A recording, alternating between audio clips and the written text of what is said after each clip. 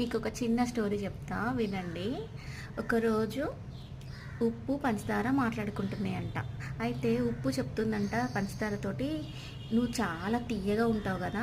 So, నీ గుణాన్ని నువ్వు మార్చుకోకపోతే అందరు నిన్ను ఎక్కువగా వాడేస్తారు.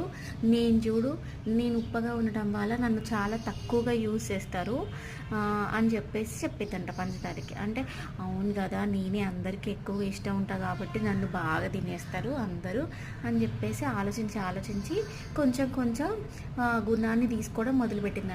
ఉప్పుని తనలో ఐక్యం చేసుకోవడానికి మొదలుపెట్టిందంట. అట్లా మొదలుపెట్టి లాస్ట్‌కి ఒకరోజు పంచదారకి అనుమానం వచ్చిందంట.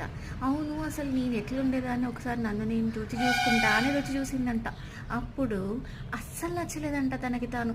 అందుకే ఎవరి గుణం వాళ్ళలోనే ఉండాలి. ఒకళ్ళలా ఒకళ్ళు అస్సలు మారకూడదు. ఎవరి స్వతహాగా ఉండాల్సిన టాలెంట్, ఎవరి బిహేవియర్ వాళ్ళకు